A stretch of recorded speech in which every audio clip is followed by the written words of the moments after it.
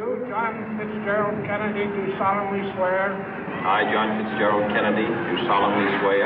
That you will faithfully execute the office of President of the United States. That I will faithfully execute the office of President of the United States. And will, to the best of your ability.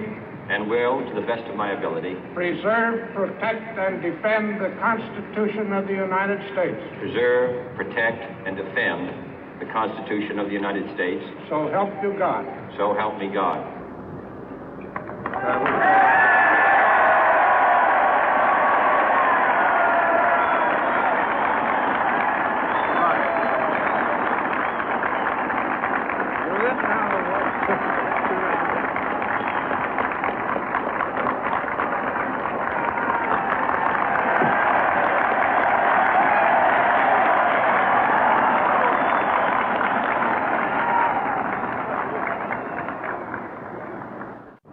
Vice President Johnson, Mr. Speaker, Mr. Chief Justice, President Eisenhower, Vice President Nixon, President Truman, Reverend clergy, fellow citizens. We observe today not a victory of party, but a celebration of freedom, symbolizing an end as well as a beginning, signifying renewal as well as change. For I have sworn before you and Almighty God the same solemn oath our forebears prescribed nearly a century and 3/4 ago. The world is very different now, for man holds in his mortal hands the power to abolish all forms of human poverty and all forms of human life. And yet the same revolutionary beliefs for which our forebears fought are still at issue around the globe. The belief that the rights of man come not from the generosity of the state, but from the hand of God. We dare not forget today that we are the heirs of that first revolution. Let the word go forth from this time and place to friend and foe alike that the torch has been passed to a new generation of Americans born in this century, tempered by war, disciplined by a hard and bitter peace, proud of our ancient heritage, and unwilling to witness or permit the slow undoing of those human rights to which this nation has always been committed and to which we are committed today at home and around the world.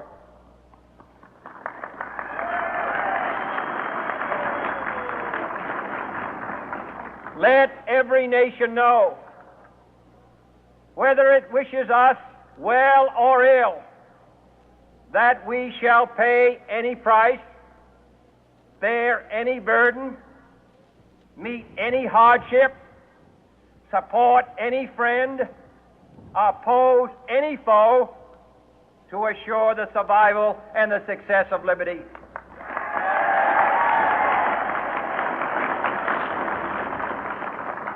This much we pledge and more. To those old allies whose cultural and spiritual origins we share, we pledge the loyalty of faithful friends. United, there is little we cannot do in a host of cooperative ventures. Divided, there is little we can do, for we dare not meet a powerful challenge at odds and split asunder. To those new states whom we welcome to the ranks of the free, we pledge our word that one form of colonial control shall not have passed away merely to be replaced by a far more iron tyranny. We shall not always expect to find them supporting our view, but we shall always hope to find them strongly supporting their own freedom, and to remember that in the past, those who foolishly sought power by riding the back of the tiger ended up inside.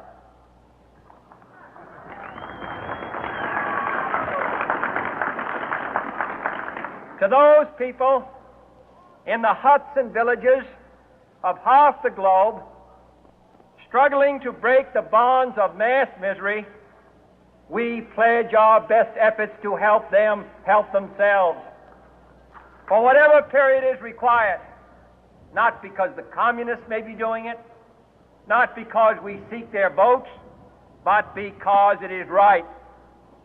If a free society cannot help the many who are poor, it cannot save the few who are rich.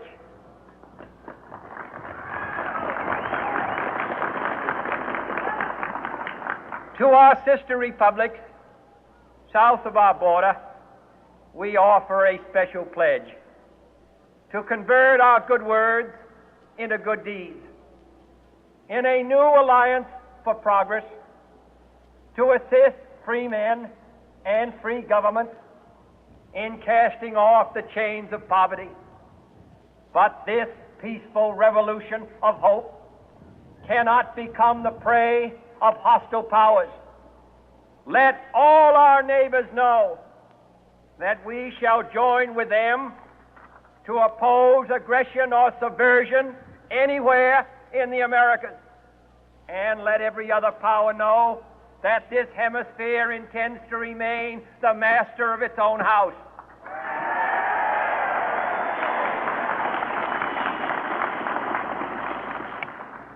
To that World Assembly of Sovereign States, the United Nations, our last best hope, in an age where the instruments of war have far outpaced the instruments of peace, we renew our pledge of support to prevent it from becoming merely a forum for invective, to strengthen its shield of the new and the weak, and to enlarge the area in which its writ may run.